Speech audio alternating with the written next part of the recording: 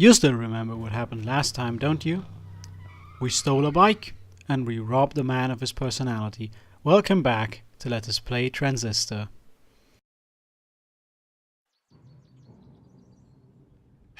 Poor bike. Just 10 more blocks to the set. Just to spell it out for you, the story reason why we're going where we're going is because we, for some reason, need to go back to the set where Red had her last public performance. Because there's something, or maybe someone, still there that we need to pick up.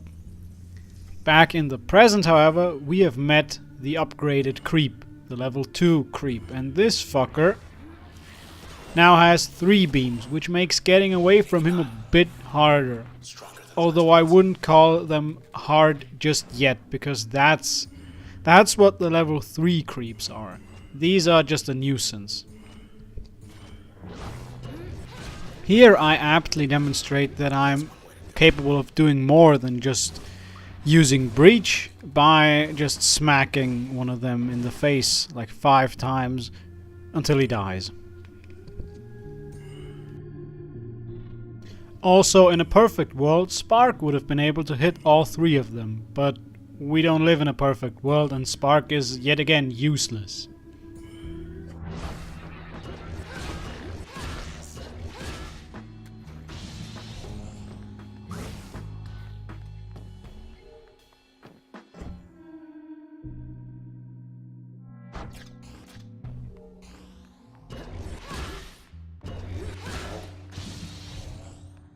You saw nothing.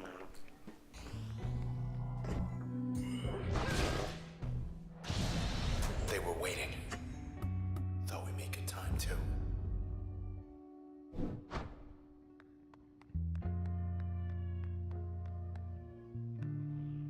Not a soul.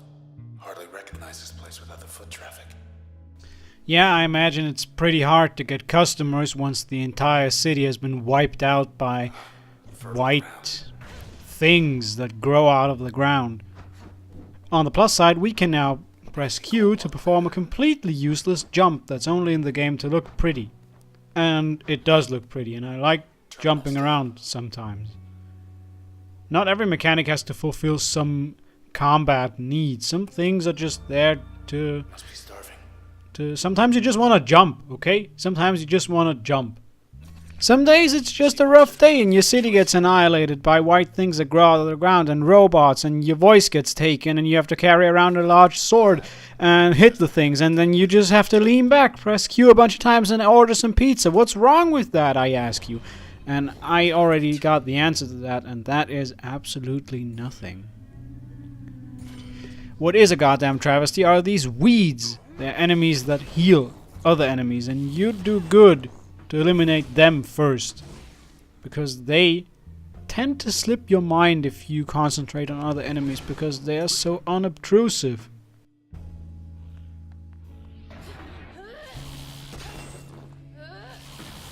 Anyway, don't try to face tank the creep's beams, because they will eat through your health fairly quickly, and you don't want to find out what happens when your health drops to 0. Because I'm not going to show it off just yet. What I am going to show off is a new thing in the menu. Instead of just dropping audio logs or lore files to find for you in the game, Transistor opts to make things kind of challenging for you by making you use every function in every slot to unlock a whole file on the person that this function represents. Now, of course, I've played through this game a bunch of times now, so I already have all the files. So here's one of them. You've reached the hopefully not permanent address of Mr. Nobody. Subject not found error. Subject background data corrupted during integration. Reason unknown. Recovered data indicates subject had no selections on record. There is a remote possibility less than 5% that this information is inaccurate due to data corruption. In the more likely event that the information is valid, Subject by definition cannot be matched with the census data, as 0% of Cloud Bank willingly chose non-selection. Timestamp on subject's integration coincides with timestamp of previous authenticated user relinquishing access and control. Although subject's trace data was corrupted during integration, nonetheless such data has its uses, and consequently derived a suitable function. Subject's trace data remains disjointed and cannot be recovered. So it seems like that's all there is to know about the man inside the transistor, about the voice guiding Check the us. channel back there. Everything else about him, everything about who he was, or even what he was, seems to have been erased and gone forever. So we just have to trust him, I guess. Either way, I chose to put this file first because it is by far the most unrewarding. It just doesn't give you any information, unlike the others, which tend to give you a complete biography of the person they are about. And I think that's a nice way to reward players' creativity with a bit of lore, with a bit of storytelling, with a bit of insight into the world of Transistor.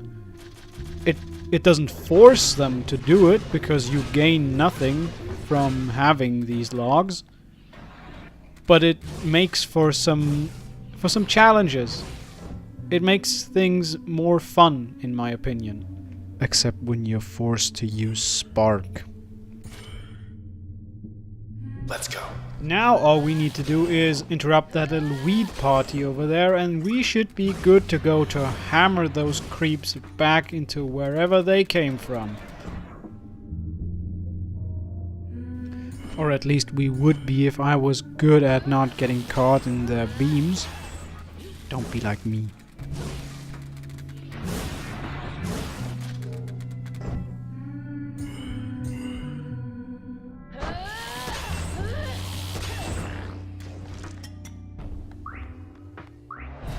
Just passing through. Oh look, it's level up time, so we get to pick yet another function. Either load, which spawns a bomb you have to manually detonate, which is shit. Or the lovey-dovey Heart of Passion. Well, that's not really a choice there, is it? It's just one good thing and one bad thing, and you kinda have to take the good thing, don't you?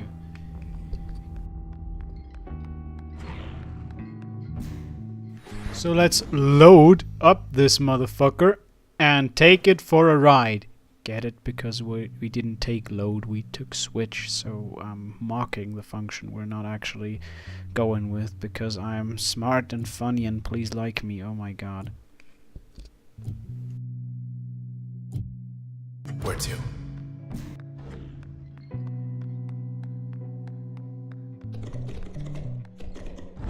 No queue to get in. That's a first.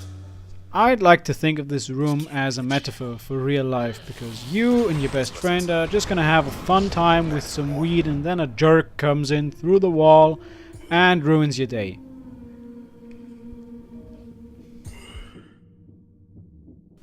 The bombs that you can remotely detonate to explode violently are kind of stretching the metaphor, but then again, it's a work in progress.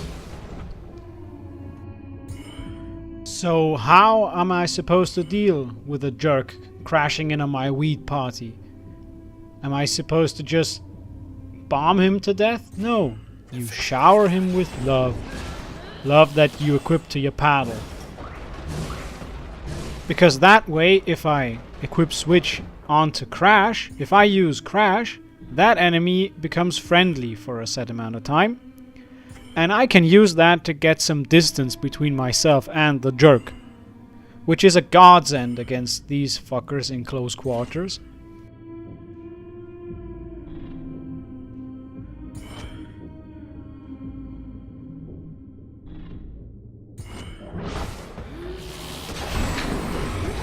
See how he's pink and not actually hurting me? That's the power of love. And if you're a coward, you can just crash and then run away, and crash and then run away, and then crash and run away until he's dead forever.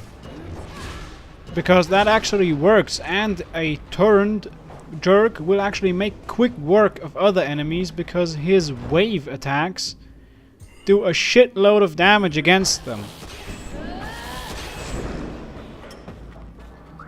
But Breach still works at this stage of the game, and I don't see why I shouldn't snipe enemies from across half the map, so I'm sticking with that for now. Jerk was hiding in here. Whatever here is.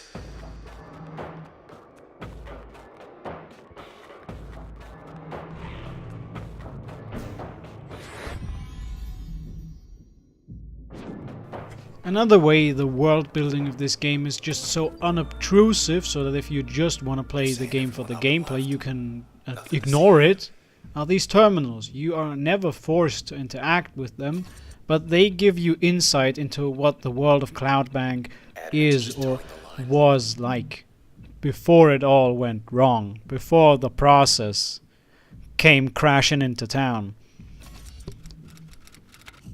Yeah, I'll say.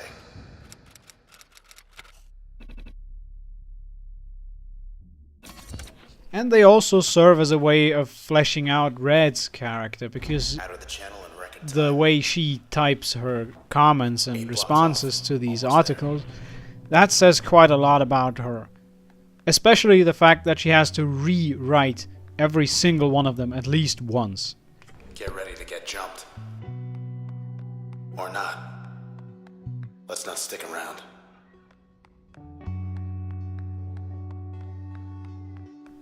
Truth is, even if you stand there for like 2 hours at a time, still nothing happens. Got some kind of cheerleader this time.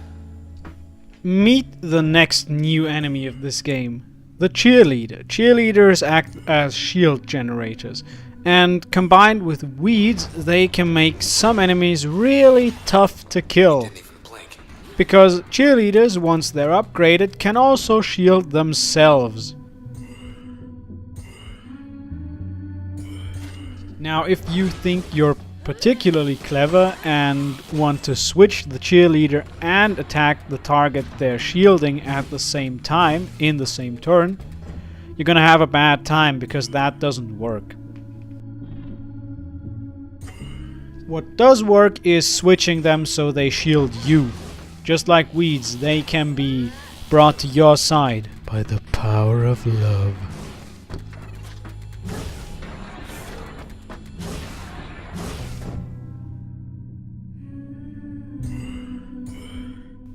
Most of the time, the best course of action is just to kill them, and to kill them fast. Now to mop up.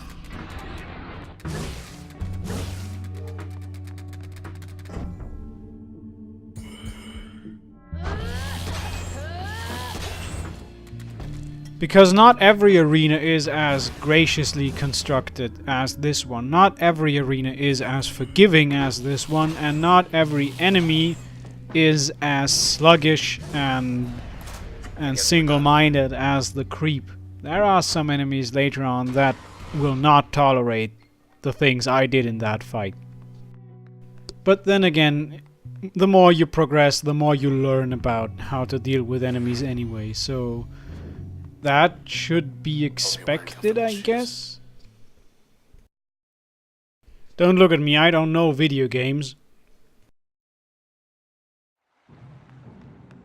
Here we are.